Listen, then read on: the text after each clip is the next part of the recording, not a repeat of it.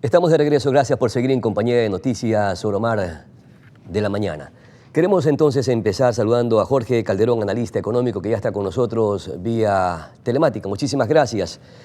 Haremos una revisión precisamente del país que nos va a dejar el gobierno de Guillermo Lasso en los próximos meses. Entonces le pregunto, ¿cuál es el país que vamos a recibir precisamente en materia económica? ¿Un país en franco crecimiento económico o deprimido? Bienvenido, mi querido economista Jorge Calderón.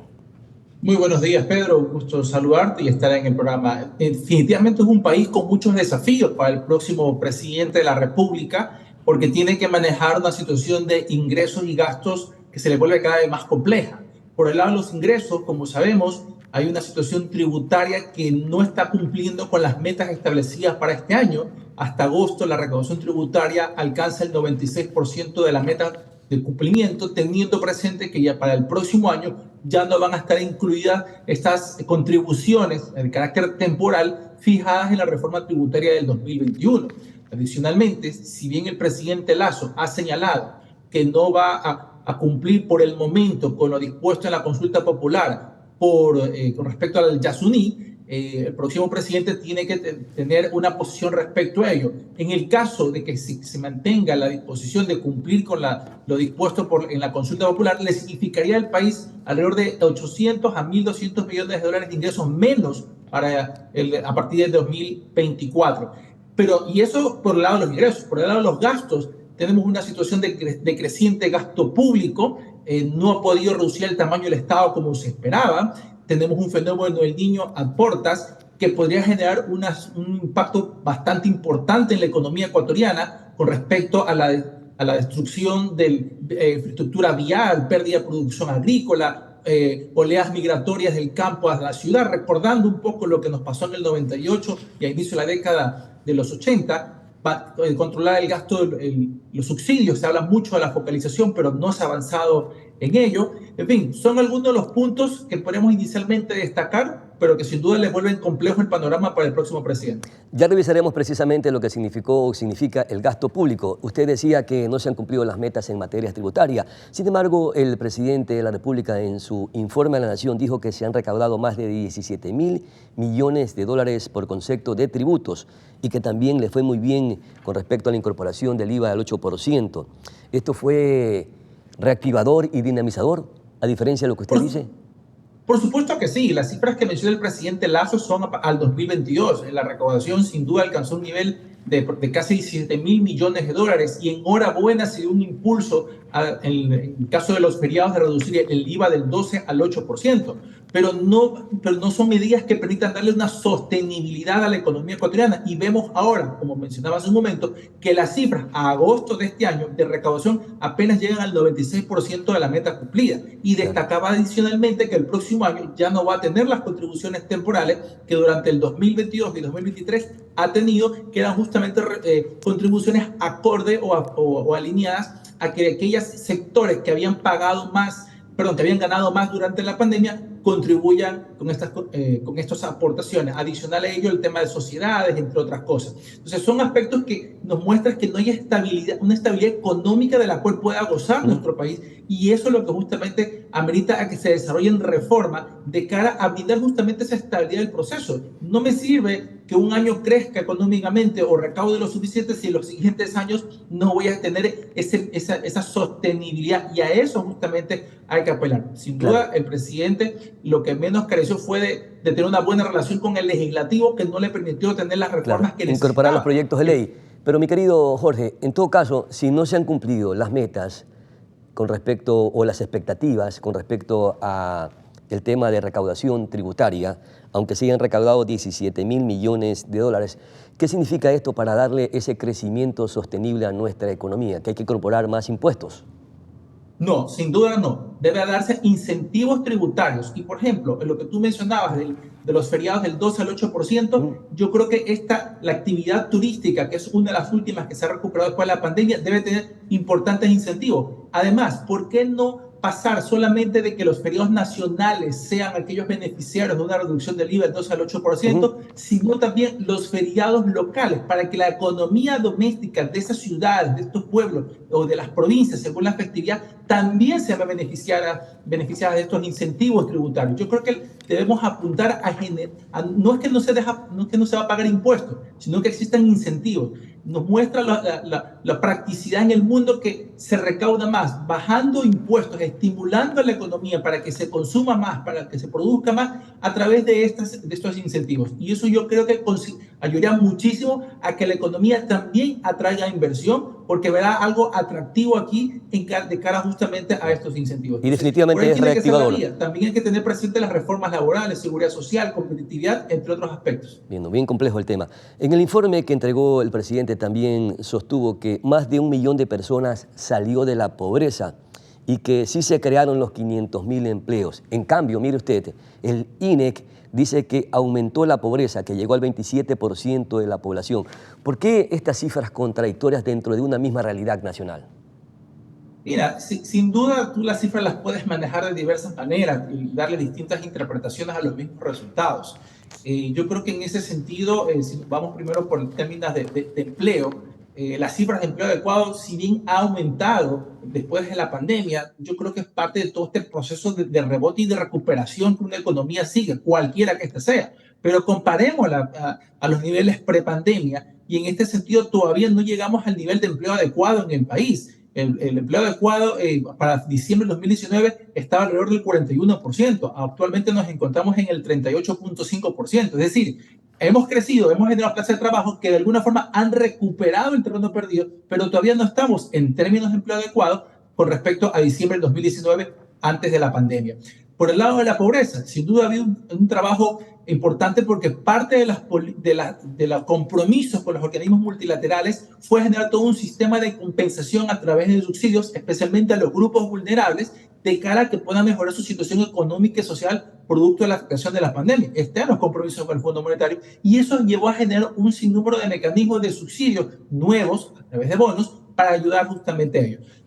Pero el punto a destacar es que si esas personas que han logrado salir de la pobreza van a mantenerse alejados de la misma en los siguientes años, si la situación de vulnerabilidad se mantiene y no es sostenible las políticas económicas, y no me refiero necesariamente al subsidio, sino políticas económicas en torno a generarles trabajo, generarles una situación de mejora en la calidad de vida, esas personas podrán caer en la pobreza nuevamente. Y hacia eso hay que trabajar, en la sostenibilidad de estos pequeños logros, por así decirlo, de cara a que estas personas se mantengan alejadas de la misma. Porque si regresa, significará que el gobierno nacional, cualquiera que este sea, tendrá que gastar igual en otros subsidios, en compensaciones a través de la salud. Veremos indicadores de nutrición crónica infantil que seguirán manteniéndose de cara porque no solucionamos el problema de raíz. Y hacia eso hay que trabajar.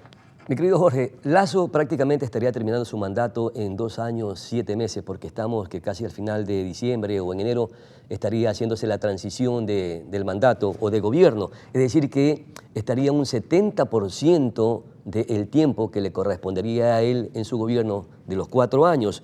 Y entonces aquí le pregunto, ¿ha tenido un buen manejo de la economía en el país en términos generales? Porque se dice que se redujo el déficit de 7.500 millones de dólares a 2.000 millones de dólares. ¿Esto porque no hubo gasto público o por otros factores? Mira, una de las alternativas que el gobierno nacional tomó para reducir el déficit fiscal es reducir el plan anual de inversiones, es decir, todo lo que concierne a gasto en obra pública, y lo ha mantenido alrededor de los 1.800 millones de dólares, un poquito más, para bajar el déficit. Eso es un importante logro, hay que destacarlo, un logro macroeconómico, parte también de los compromisos. Pero sin embargo frena las inversiones, todo el mundo se quejaba, no había dinero para salud, no había dinero para educación, no había dinero para seguridad, y es importante porque este dinero que se riega por todo el país a través de las inversiones o del plan anual de inversiones permite reactivar y dinamizar la economía, es decir, se preocupó de encoger el hueco fiscal, pero no de dinamizar la economía, pues. Es que eso justamente iba, mi querido Pedro. Hay que tener un aspecto importante, y es que la economía no puede depender en gran medida de lo que haga el sector público, porque cuando este se contrae debido a su baja de ingresos tributarios, petroleros o lo que fuere, tiene que ser la actividad privada la que genere ese dinamismo en la economía, la que se encargue de generar los puestos de trabajo. Yo no digo con esto que el sector público deje de tener un rol importante en la economía, porque en cualquier país lo va a tener. Lo importante es que no dependa todo de lo que haga del gobierno de turno en este sentido. Y ahí es que nuevamente expreso el hecho de generar incentivos para que la actividad privada sea la que más dinámica genere. Tenemos un sector exportador que viene creciendo menos en los últimos 2 años, lo que puede generarnos una preocupación en el déficit comercial a futuro. Entonces, por mencionar un aspecto, hay sectores productivos que no tienen el dinamismo todavía de antes. El vaivén político, toda esta inestabilidad que se ha generado en los últimos años y medio de producto del conflicto entre los distintos poderes del Estado, y no solo el Ejecutivo y el Legislativo, ha ahuyentado la inversión extranjera, ha elevado el riesgo país, hace más cara nuestra deuda. Entonces, la percepción que se genera hacia nosotros es terrible. Entonces, en todos esos aspectos hay que trabajar para que exista una dinámica a partir del sector privado que sea el verdadero motor de la economía. Insisto, el sector público debe tener su rol, tiene que tener sus inversiones, su gasto en la economía, pero no todo tiene que depender de ella. Jorge, pero hay cifras que desdicen un poco de la realidad, porque la gente lo que quiere percibir, sentir, es que en su bolsillo tenga dinero. Y todos estaremos contentos. Sin embargo, mire usted esta otra cifra que también es poco contradictoria frente a la realidad, y es que el gobierno dice que hizo una inversión social de 16.000 millones de dólares. Nos preguntamos, ¿dónde está ese dinero? Porque no es tangible, no se sintió, no se percibió. El ciudadano no lo notó, no hubo circulante. Esos 16.000 millones de dólares que tú bien lo señalas involucran todo el gasto social, que va desde salud, educación, subsidios y otros tipos de mecanismos que ayudan a mejorar la vida de las personas. Pero ahora bien, ¿qué tan eficiente está siendo ese gasto en que llegue realmente a las personas a las que tiene que llegar? Es decir, esa es la gran pregunta. Por ejemplo, los subsidios, ¿qué termina sucediendo en ese aspecto? Los subsidios terminan, en el caso de los combustibles, en el caso del gas, todavía sigue siendo el combustible por las fronteras, lo que refleja que no está llegando a las personas que realmente necesitan. Entonces, los mecanismos de compensación, llámese subsidio, tienen que ser más eficientes en la asignación, que lleguen a los que tienen que llegar. Además, todos los mecanismos de salud que tú también mencionabas hace un momento, no hay medicina en los hospitales, la atención del IES no cubre, satisface a sus usuarios. Entonces son aspectos que se tiene que trabajar y en eso lamentablemente el gobierno no ha sido eficiente al poder lograr generar un resultado importante que se devele en la mejora de la calidad de vida de la población. Y son aspectos que hay que trabajar. Puede ser la estructura de estos organismos estatales, la visión que ha tenido el presidente, las personas que ha colocado al mando de las instituciones. Bueno, son aspectos que el próximo gobierno debería justamente dilucidar de cara a mejorar eso y hacer más eficiente el gasto social para que llegue realmente a quienes tienen que llegar. Todavía hay personas desde la pandemia que no regresaron a la escolaridad en ninguno de los niveles, básico, medio o educación superior. Entonces, son aspectos que sin duda hay que trabajar de manera importante. Mi querido Jorge, hay algo que genera una alarma en el país y es precisamente el riesgo país. Y fíjese usted que las reservas internacionales, de acuerdo a estos datos, se redujeron en 2022, estábamos en 9.400 millones de dólares. En 2023 quedaron solamente 6.900 millones de dólares porque las entidades financieras retiraron más de 1.000 millones de dólares. Y el riesgo país gira alrededor de la disminución precisamente de las reservas internacionales, ¿o también hay otros factores?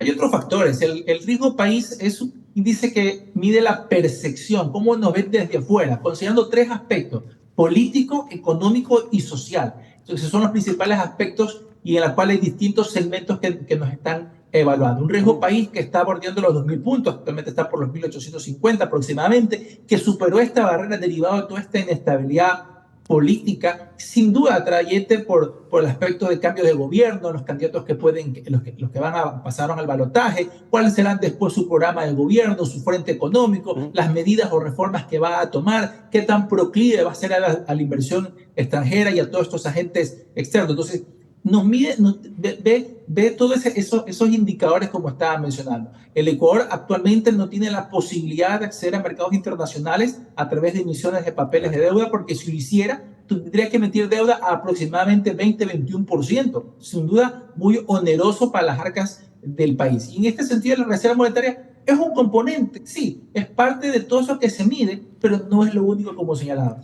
Sin duda, Perfecto. esta conflictividad política y social ha generado un riesgo país que se incrementa en los últimos meses de manera alarmante. Una última pregunta y solamente tres opciones. ¿El manejo económico de este gobierno fue regular, bueno o muy bueno? Regular. Considero que Regular. le faltó mucho Regular por es decir, realizar al regular es presidente. decir malo. En todo caso, vamos a ver qué pasa en los próximos meses y cuáles son las tareas que tiene que incorporar el próximo gobierno para incorporarle precisamente lo que necesitamos los ecuatorianos, un buen manejo económico y que los ecuatorianos todos sintamos que este aparataje estatal esté al servicio de los ecuatorianos más que otra cosa, sobre todo con un manejo económico honesto, transparente y con micro y macro términos económicos que sean fundamentales para el desarrollo sostenible de nuestra economía. Mi querido Jorge Calderón, muchísimas gracias por sus valiosos aportes. Vamos a una pausa publicitaria y regresamos con mucha más información en Noticias Soromara. Ya volvemos.